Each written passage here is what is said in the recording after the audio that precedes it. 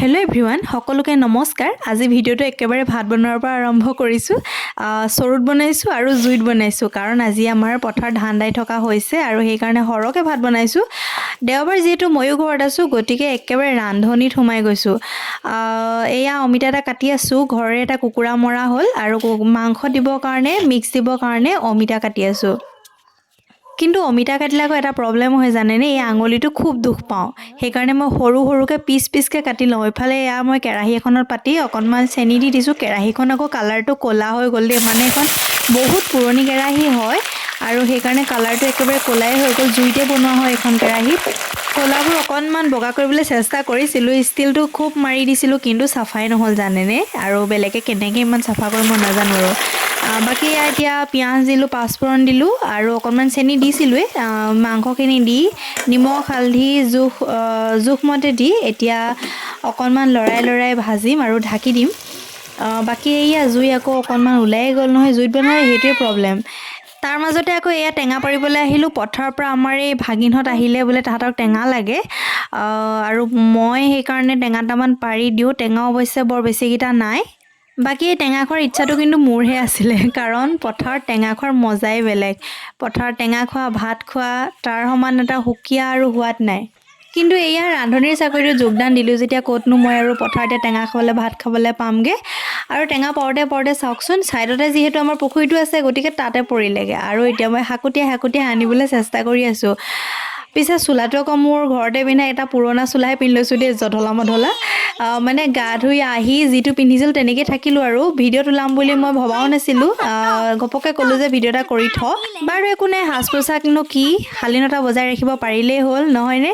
আৰু টেঙাটো মই যেনে তেনে আনিলোঁ। বাকী আমাৰ এইকেইটাই চাওকচোন কিমান ফূৰ্তি পাইছে, কাৰণ ইহঁতি এনেকুৱা পথাৰৰ পৰিৱেশ বা আজিকালি ল'ৰা ছোৱালীবোৰ এনেকৈ গৈয়ে নাপায় নহয়, আৰু সেইকাৰণে আজি তাহাঁতি খুব ফূৰ্তি কৰিছে। আৰু টেঙা এই দুটা পাৰিলোঁ, পিছে টেঙা খোৱাৰ আশাটো মোৰহে পূৰণ নহ'ব। আৰু বাকী বেলেগ বাৰততো সময়ে নাপাওঁ, গধূলিয়ে হৈ যায় সোনকালে আজিকালি। আৰু এতিয়া মই কলপাতো দুখনমান কাটি দি পঠিয়াইছোঁ। টেঙা খোৱাৰ লগতে ভাত খাবলৈও কলপাতে দি পঠিয়াইছোঁ, কাৰণ পথাৰত ভাত ময়ো খামগৈ। আৰু বেলেগে কলপাতত ভাত খাই কেনেকুৱা পায় নাজানো, কিন্তু মই কলপাতত ভাত খাই বহুত বেছি ভাল পাওঁ।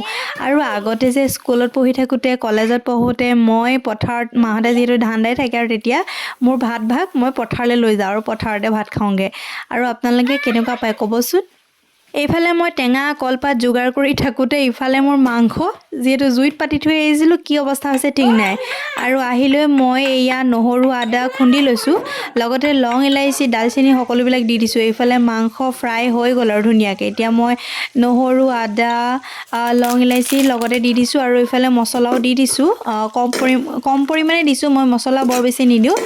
ইফালে তলত আকৌ জুই নুমাই আছে।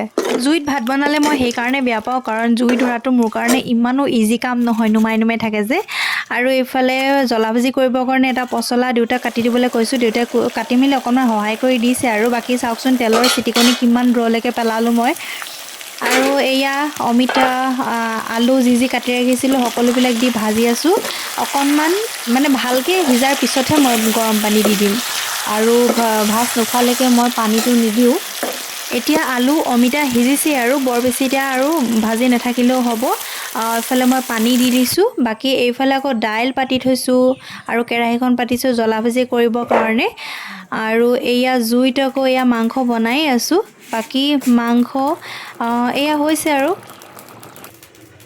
তাৰপিছত এইফালে আকৌ ভাতো ৰেডি হৈ গ'ল, আৰু এয়া মাছ ফ্ৰাই কৰিবলৈ বাকী আছেগৈ।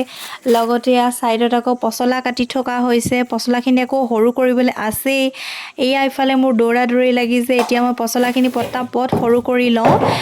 মানে কি ক'ব আৰু, ঘৰত থকাজনী বেছিয়ে কাম হয়। পথাৰত থকাবিলাকৰ ভালেই আৰু খাব লাগে, আকৌ ধান দাব লাগে, কিন্তু ঘৰত থকাবোৰৰ উশাহ ল'বলৈ সময় নোপোৱা নিচিনা হৈ যায়। বাকী চাওকচোন ইমান লেতেৰা কৰি পেলালোঁ তেলৰ চিটিকনিৰে। আৰু মাংস এতিয়া ৰেডি হৈ গ'ল। কালাৰটো কিন্তু বহুত বেছি ধুনীয়া আহিছে। ভিডিঅ'ত ইমানো ভাল অহা নাই, কিন্তু ৰিয়েলত সঁচাই কৈছোঁ বহুত বেছি ধুনীয়া কালাৰ আহিছে।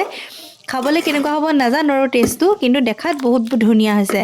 বাকী ইহঁতি পথাৰত টেঙা খাবলৈ আয়োজন কৰি আছে, কলপাত কাটিছে, টেঙা কাটিছে, কিন্তু মই তাত ঘৰত ভাত বনাই থাকোঁতেই গৈছেগৈ। ভিডিঅ' তাহাঁতিয়ে কৰি থৈ দিছিলে, আৰু এয়া দেখিয়ে মোৰ লোভৰ পানী পৰি গৈছে।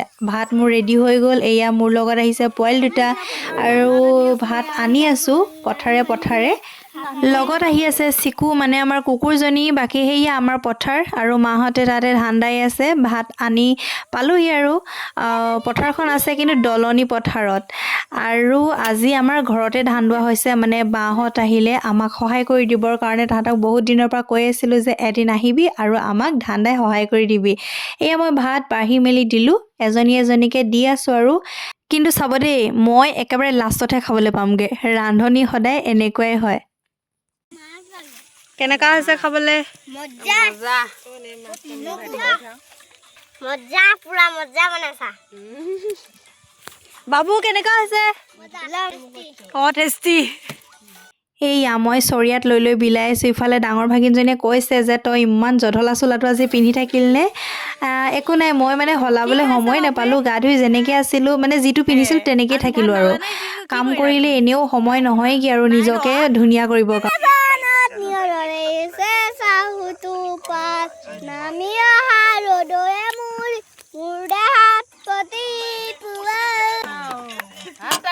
দাৱনী কেনেকুৱা লাগিছে ধান দাই বৰ কষ্ট হৈছে আমাৰ দাৱনী কেইজনী গম পাইছানে